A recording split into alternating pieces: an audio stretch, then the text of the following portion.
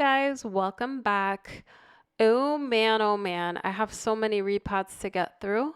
I'm a little bit late, but I'm going to walk you through a couple of them. I want to be as efficient as possible, so what I did was I prepared all of my leca already. I have some sphagnum moss and I've got my bark ready to go. I've got my pots all behind me, and I want to do this as quickly as possible. I used to like repotting, but now that I have over 140, almost 150 orchids, it's a chore and I got to get it done. So let's jump right in. I have about 20 orchids to do, but I'm going to show you 4, which is from my SVO haul. So let's jump right in. So I'm starting by soaking these SVO orchids. I'm just going to leave them soaking here for about 5 minutes. They're a little bit overdue. I got these back in February. Ideally, I would have repotted these about a month ago, but they've got to come out of these pots. They are in very small grade bark, and I know that the SVO orchids have sphagnum moss in it. So I'm going to soak these. And then the approach that I'm going to take is I'm going to set this up sort of like an assembly line. So I'm going to remove the media altogether. I'm going to cut the roots all together, and then I'm going to repot all together. I find that this helps me move faster and I'll be more efficient. And I usually do this in batches of like 5 or 6, just in case I get too tired and need a break, because I have some orchids that are a little bit more work than others. But this helps me move faster. So I will show you how I'm going to be repotting these. So I've soaked these for about 5 minutes, and what I'm going to do is take them out of the pots. To stay efficient, I put other orchids in the sink so that they can soak as well. I put some Super Thrive in that water and some MSU fertilizer, just a little bit to get some nutrients into it during the soak. But let's empty one of these out and I'll show you how I'm gonna take care of all of these orchids. So with this one, it should be sort of easy to come out, but as you can see, there's some new roots there, so I should have done this about a month ago before those roots got longer. And as you can see, there's quite a lot to get through. So I'm going to clean this up and I'm going to take out the bark off the rest of the orchids and come back. So I've cleaned up and soaked everything. It took me about a half an hour to get this off. Now I'll be looking to cut off the roots. And what I've done is I soaked my tool in my cutting shears in a solution of Physan, so I don't have to go back and forth too much with alcohol. The roots on these orchids look pretty good. I don't have to remove too much, but I'll say it took me about half an hour to free these 4 orchids because they were in very small grade bark. So I find that the smaller the bark, the longer it takes to remove. And then the coarser the bark, the easier it is to remove. Best case scenario, when you're repotting with Leca, typically that's easier unless it's an extremely root-bound orchid and you have to create some air pockets. But with seedling grade bark, I hate it. So what I'm doing here is I had soaked these. I'm going to get rid of the other little pieces of bark. I'm going to transition these orchids into a semi-hydroponic setup. They do have new roots coming in and the root system looks good. I want to remove as much bark and moss as possible just because it's going to decompose in that always moist system. So I'm trying to clean this up as best as possible, removing those root tips that don't look so good, and then I can transition this over. So hopefully these transition well. It's amazing to me, the roots that are in those small 3-inch pots. These orchids are just extremely vigorous. And for having a very tight sphagnum moss plug in the middle, I'm surprised that there's not more dead roots. But hopefully some of these will bloom for me this season. These are some really pretty hybrids that I got from Sunset Valley Orchids back in February. And I truly can't wait. And as you can see, there's a lot of new root tips coming in. So the hope is that these will grow into the leca very well without any issues. And some of these roots will die off, but that's totally fine, totally normal. But those new root tips should take over. So once we have this all clean, I will be moving this over into a leca setup with a layer of pebbles on top. And then we can keep it in that setup for some time. So let's get it into the new setup.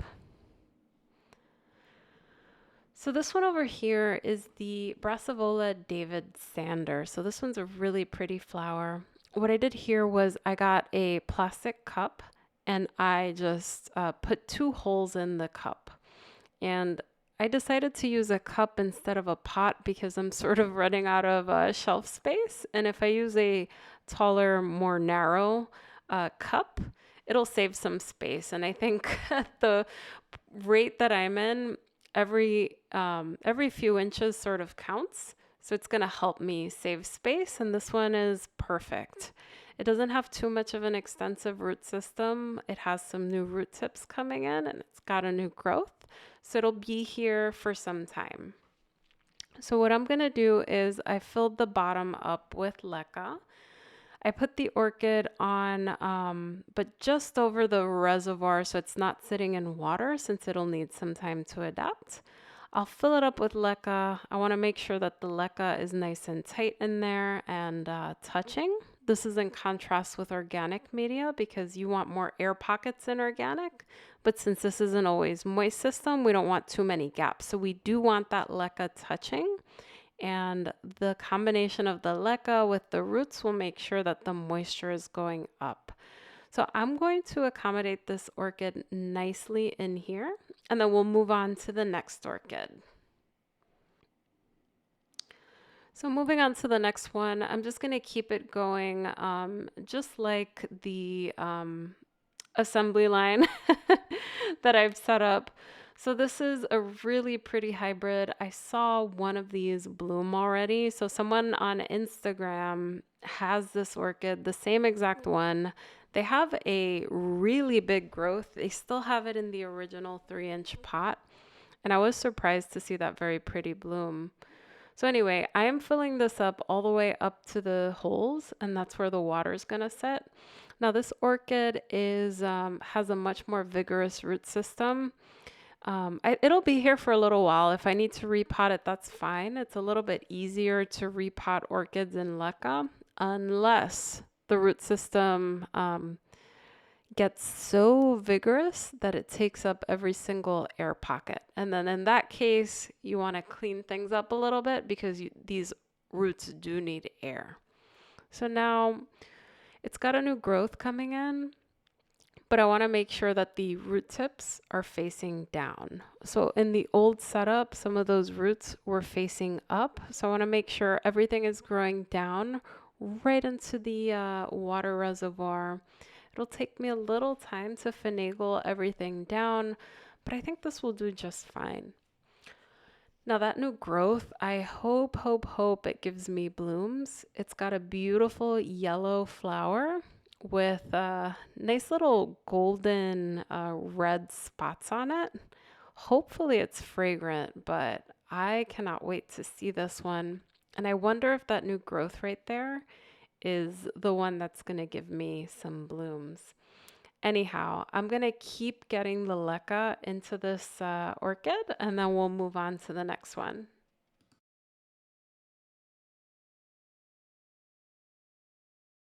I'm really excited to see all of these. So this next one is the LC Mini Blue Star. It's a cerulean flower, which is blue and purple. It's really, really pretty.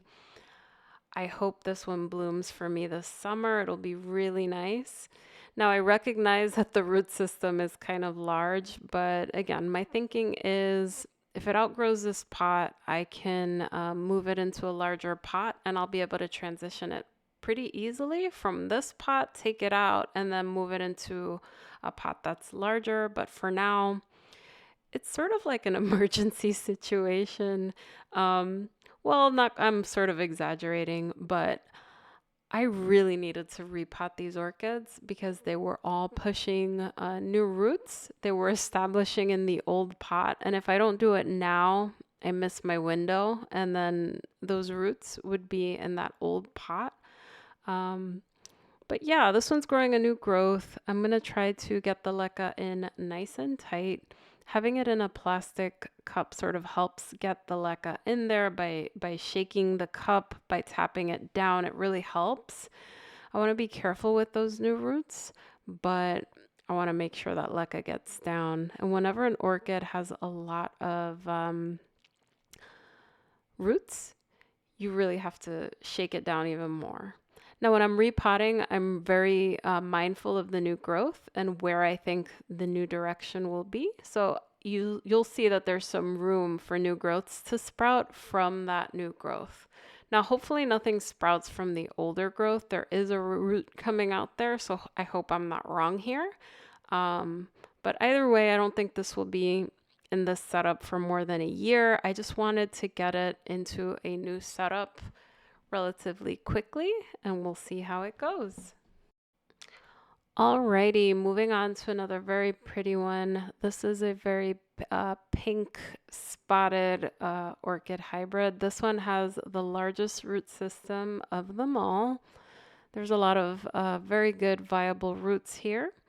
Some new root tips as well, though you'll see that they're longer. Ideally, I would have wanted to transition this when those roots were shorter, because then that means that it will adapt to this new setup versus be used to either being out in the air or in that small bark mix. So I take total responsibility for taking so long with this. It's definitely been a busy, crazy year with work. And now I'm starting to have a little bit more free time to get these things done. So I'm going to do the same thing. I'm just going to put the leca in there. And I just find that doing one thing over and over is easier than repotting one orchid from the beginning. So taking off the medium together is helpful. Putting the leca in together is helpful. Otherwise, you find yourself starting and stopping, and that takes longer. And when you have to repot, say, 15 or 20 different orchids, when you find a groove, it's good to just do them in batches. Just do the same thing over and over. So this one's going to be a little bit more challenging because it does have more roots. So I have to pack the leca in there a little bit more tightly. So I'm going to start finagling everything in there. And when I'm done, we're going to come back and top these off with a layer of pebbles. Everything is all set now, and I want to give a shout out to Annabelle over at the Orchid Room for the top pebble layer. I've been doing it ever since seeing her channel, and it totally helps in keeping the moisture. I find that leca is super harsh and dry on top, and I've had issues in the past without the layer of pebbles where the roots will grow right into a dry leca pebble and just die. So this helps a ton. Now, I'm really happy with these. I think they'll establish really well over the summer. And I have some other orchids, about a dozen more to go. So I wanted to get these out of the way since they're the semi-hydroponic orchids. I'm going to do the rest in batches, and I'll do the same exact thing where I take them out of the pots together, I clean the roots up together, and then I'll pot them up in their organic mix together. So the rest that I have are Vandaceous types and some others that I'm giving away that I'll be shipping, so I don't want to put them in a semi-hydro setup, which is pretty heavy. I'll put a picture in the end so you could see everything that I repotted today. Hopefully I'll get through everything. Anyhow, guys, thank you so much for watching, and I will talk to you guys soon. Bye!